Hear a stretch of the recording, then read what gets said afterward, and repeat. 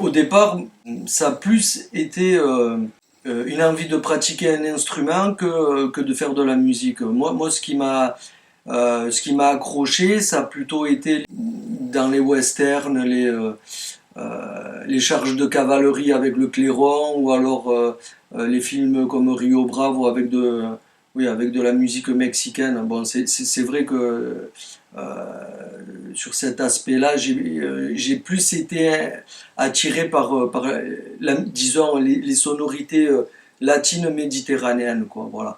Donc, de tout petit, j'ai exprimé le désir de faire de la trompette. Donc j'en ai parlé très tôt à mon père, voilà, et j'ai dû insister pendant quelques années parce que mon père ne prenait pas ça au sérieux. Donc les premiers souvenirs, c'était autour de 4 ans, quoi. Et il paraît qu'un jour je lui ai dit mais pas, tu me prends pour un con, ça fait des années que je te demande. Et là il a compris qu'il y avait vraiment quelque chose. Donc il s'est renseigné auprès d'un de ses amis qui était musicien, et plutôt que de prendre des cours particuliers, cet ami lui avait dit mais inscris-le au conservatoire. Et mon père pensait que c'était réservé plutôt à une élite, disons, qu'il fallait déjà avoir un certain niveau. Donc il m'a inscrit au conservatoire, et là j'ai atterri dans la classe de Monsieur Cagnon, qui était vraiment un sacré personnage. Mais comme j'avais pas encore les dents les dents d'adulte, quoi, j'ai dû faire un an de solfège et sans toucher l'instrument. Là, c'était la punition, quoi. Et au bout d'un an, j'ai pu commencer la trompette, le cornet, pour être plus précis. Ça marchait bien, et puis bon, voilà, j'avais un super prof, donc Monsieur Cagnon, qui savait mettre les gens à l'aise et tout. Et puis c'était quelqu'un c'était un mineur, il était de famille de mineurs du Nord, quoi. Et donc il y avait le côté aussi populaire, voilà. À l'adolescence, je commençais à faire du jazz, et, euh, et un peu plus tard, ouais, à l'âge de 20 ans, je suis entré dans un orchestre de variété. Donc en parallèle, j'étais toujours au conservatoire, en classe de jazz. Avec Marcel Boyer, là aussi ça a été une rencontre décisive, parce que lui il était premier trompette, et moi c'est ce qui m'a attiré, quoi.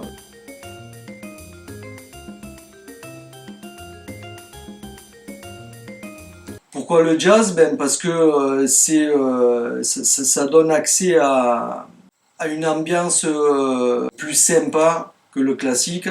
Et puis de toute façon, bon, pour ce qui est de la trompette, mis à part le répertoire baroque qui a été mis en valeur et développé par Maurice André, il est quand même très restreint pour des raisons historiques liées à l'instrument en tant que tel. Plus tard, quand la trompette avec 3 pistons est apparue, elle a eu accès donc à la musique plus moderne, au jazz, et donc il y a eu tout un répertoire beaucoup plus intéressant, quoi, beaucoup plus riche. La trompette a été un des instruments vraiment phares du jazz, bon, parce que c'était lié aux fanfares, au marching band et tout, donc c'était vraiment les cuivres. Et puis peut-être aussi parce que il y a eu des géants du jazz, parmi lesquels on peut dire le premier, Louis Armstrong. Ce qui m'attirait là aussi, c'était la sonorité blues. On revient à la musique, disons, mexicaine, latine, qui est assez simple, on va dire, harmoniquement, mais où il y a vraiment quelque chose. Et moi, c'est ces sonorités-là, c'est ces gammes-là qui m'attirent. Donc voilà, je commençais le métier en variété, en jazz, en salsa.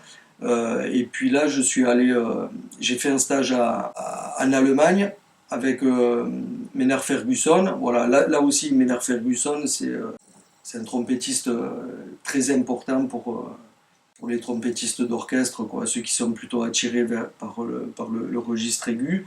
Et grâce à son premier trompette, j'ai pu rencontrer Bobby Chou, qui était également venu à Brême pour un concert. Et là, je suis parti faire un stage chez lui pendant une dizaine de jours, donc à Los Angeles. Et là, ça a été une révélation à la fois pour l'instrument, pour la pratique et puis pour la musique, quoi. Il a changé ma façon de travailler l'instrument, de l'aborder. Il m'a mis vraiment sur les pistes, ce qu'il fallait écouter, comment il fallait travailler, ce qui comptait, quoi. Voilà. Ça a été vraiment une rencontre décisive à tous les niveaux. Je suis parti à Los Angeles au début, milieu des années 90 et je suis revenu donc avec plusieurs albums. Quand je suis revenu de Los Angeles, en gros, bon, j'ai fait de la salsa et puis je suis entré au cabaret du Folie Russe à Monaco. C'était super formateur, c'était super intéressant parce qu'il y avait vraiment des bons musiciens, quoi. Donc là-bas aussi j'ai beaucoup appris. Mais je suis resté que 9 mois parce que c'était un peu pesant, quoi. J'étais jeune et c'était rébarbatif. Comme j'aimais bien la salsa, un jour au festival de jazz, j'ai rencontré un pianiste avec qui j'avais joué quelques années avant. Lui, il était à fond dans la salsa. Il m'a dit, mais pourquoi tu partirais pas à Cuba? Je dis, ah ouais, mais ça c'est une idée. Donc du coup, je suis parti à La Havane. Une décision qui m'a été préjudiciable, c'est-à-dire qu'à ce même moment, on faisait la pub il y avait une campagne pour la vaccination contre l'hépatite B, et je pensais que Cuba était un endroit à risque, alors que pas du tout, parce que là-bas, la médecine, l'hygiène, et bon. Donc je me suis fait vacciner, et malheureusement pour moi, j'ai eu des effets secondaires, et voilà, là, ça a mis un coup d'arrêt à ma carrière, parce que j'ai eu des gros soucis physiques. Donc pendant 10 ans, ouais, pendant 10 ans, ça a été la galère et la chute. Bon, voilà, j'avais du mal à jouer professionnellement, ça a été très compliqué, quoi, voilà.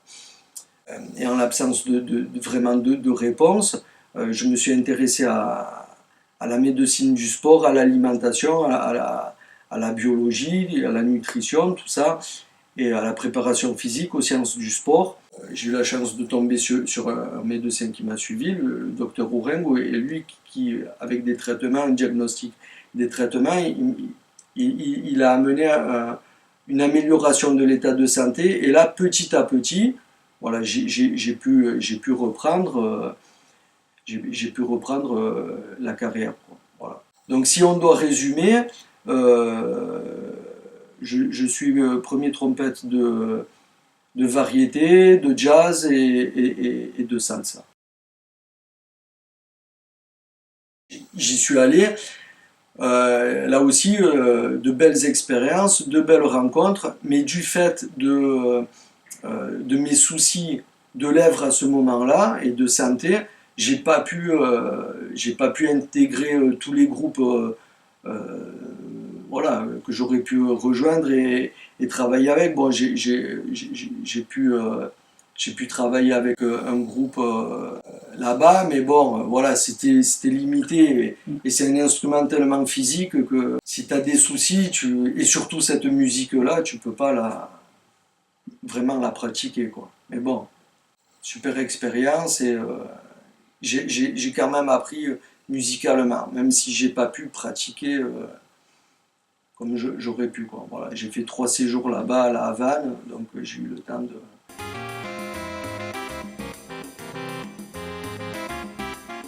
À la maternelle, peut-être parce que j'avais une tante qui travaillait à l'école, à Bon Voyage. Moi j'ai grandi à Bon Voyage.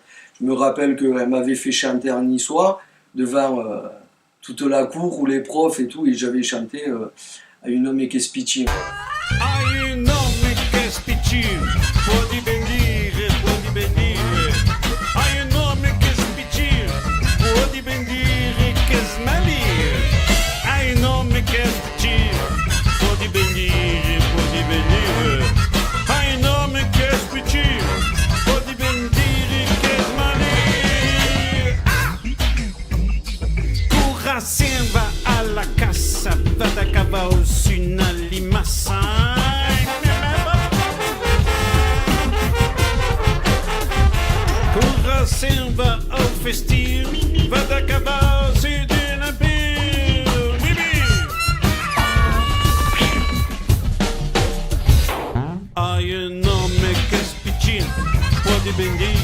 pode bendir. Ai nome quer pedir, pode bendir que esmalir. Ai nome quer pedir, pode bendir, pode bendir. Ai nome quer pedir, ma pode bendir que esmalir.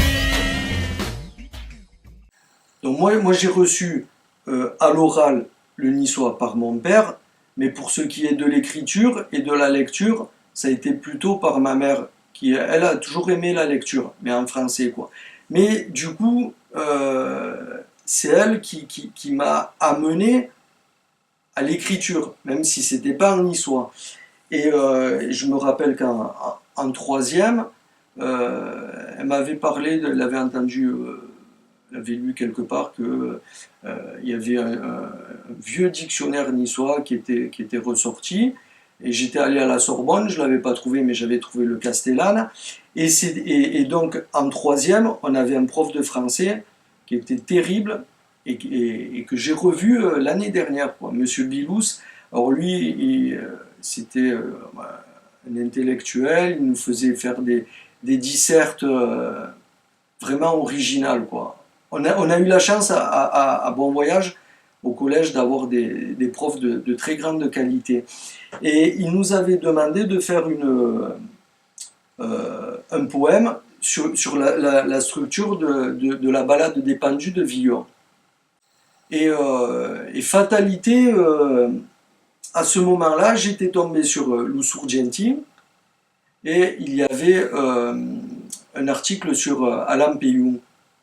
Et là, j'ai été attiré par sa poésie et par la graphie occitane. Parce que dans les mois précédents, j'étais plutôt eu accès à la graphie mistralienne, qui était moins esthétique, je trouvais.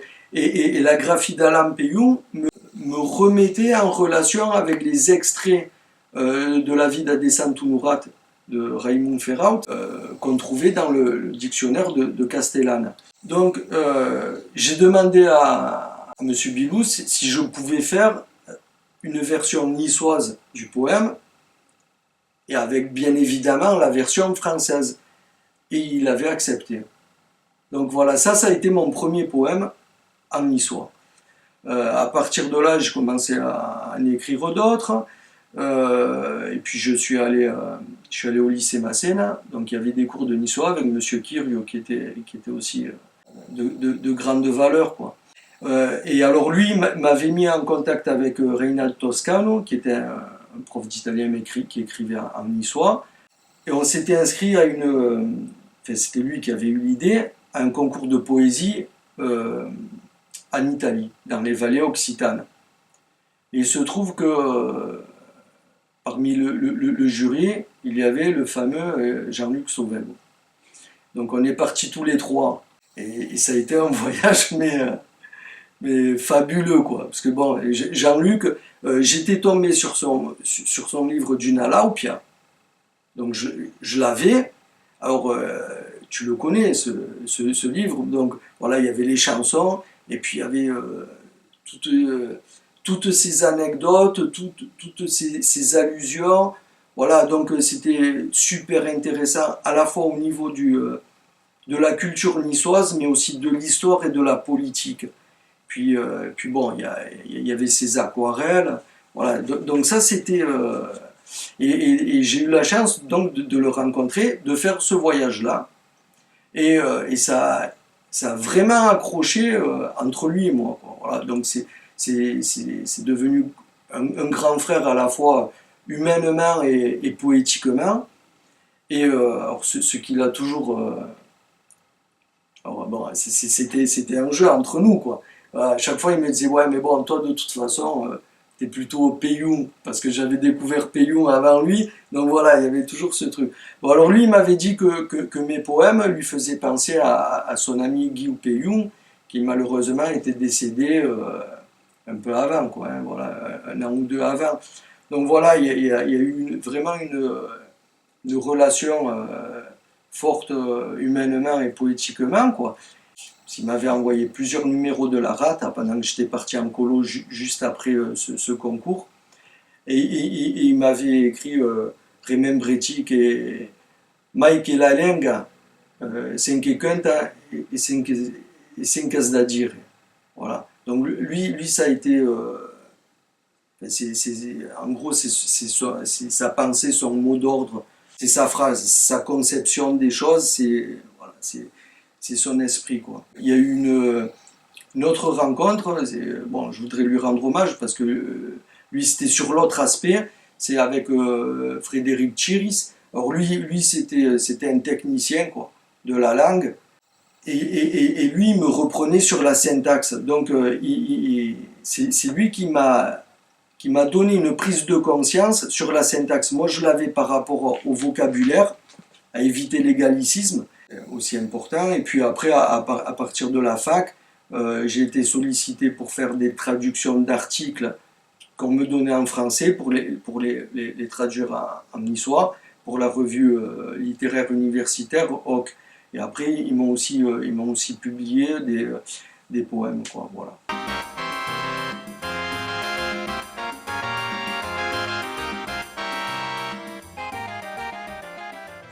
Jazz et Label, c'est parti aussi de mon retour de Los Angeles. Donc, il y a eu un album qui m'avait marqué, quoi. C'était It Might As Well Be Swing de Frank Sinatra et Count Basie. Et il y a eu quelques thèmes qui m'ont vraiment inspiré, et j'ai écrit des textes sur ces chansons. Bon, rien à voir avec les paroles originales.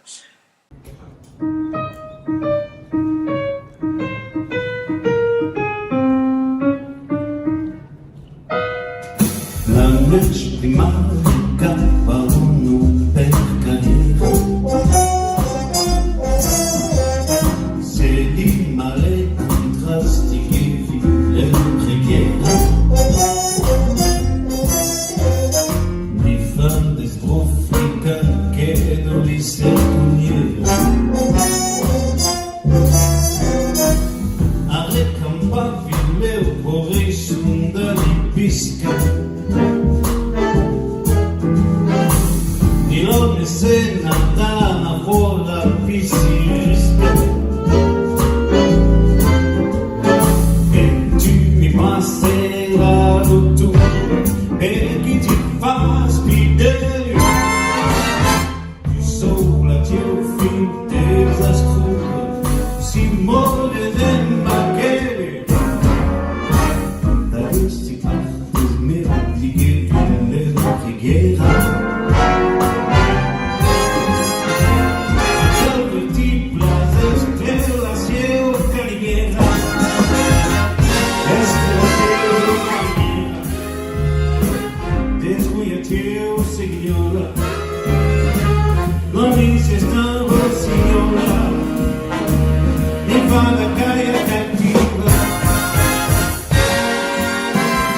Et j'en avais parlé à Fred Julster, qui est un ami du conservatoire, lui un compositeur, arrangeur, super musicien, quoi. Et à l'époque, il avait sorti Fatalité, au même moment où je revenais de Los Angeles, il avait sorti son album des chansons traditionnelles niçoises arrangées en jazz. Mais il avait tout fait ça sur ordinateur. Et j'ai dit, mais putain, tu veux pas qu'on le monte en big band et tout. Bon, on a essayé, c'était un peu compliqué, voilà, pour réunir les musiciens, trouver l'équipe. Bon. Moi, j'avais eu l'idée donc de monter un orchestre, de reprendre ces arrangements sur les traditionnels niçois et de prendre des thèmes de jazz ou autres avec des textes en niçois. Et il se trouve que par l'entremise de Jean-Yves Rossi, avec qui j'avais joué en variété, j'ai rencontré un de ses amis, Gabriel Anfosso, donc guitariste, chanteur, et niçois, qui parle niçois, tout ça. Et puis, comme c'est un fanat de Frank Sinatra, je lui parle de mon projet. Il me dit, mais ouais, mais ça serait super.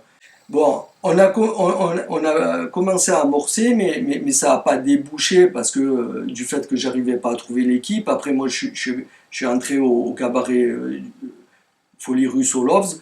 Donc, voilà, ça s'est jamais fait. En 2008, on a fait une maquette, mais bon, enfin, c'était pas mal, mais c'était pas encore ça.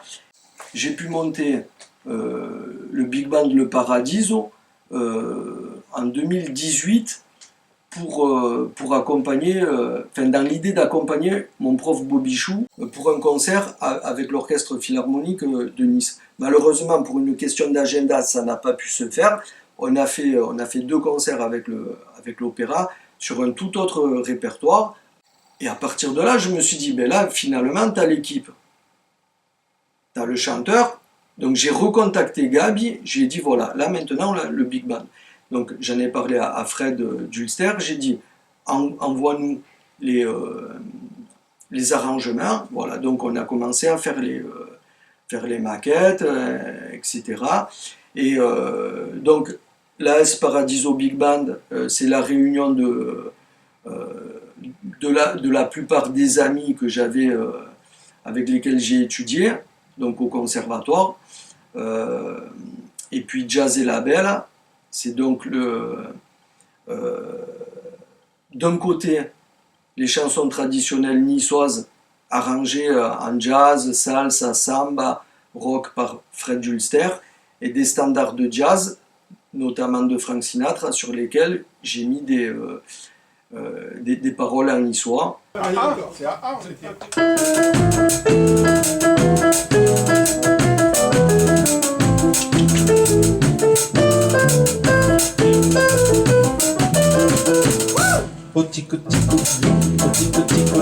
Que frega, frega, lembra espada, espada. E se trata e se tá e lá, ninguém vai gatilho por artesana. Esse ali, que lá, que daqui por lá, pela vida desleal. C'est toi qui une qui nous qui fasse des coups, qui s'inscrit des une pour se capable. Et la casse met pas tout à fait, jamais c'est pas d'espace, c'est tu, chacun a bout à la fruit. Je n'en ai est la marche, que nous le savons pas, il va plus pas le plus d'avant plus. Pas tu lis, enverré ta galerie, dans quel tu l'as, le ciel a pas fait là, le ciel est trompé, et c'est dans le genou, ouais, dans la tête, c'est un coup à voir plus.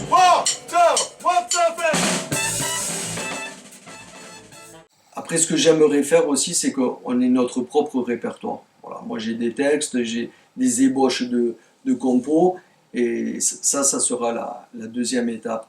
Donc là, actuellement, au niveau des projets pour Jazz et Label, au début de l'année, on va réaliser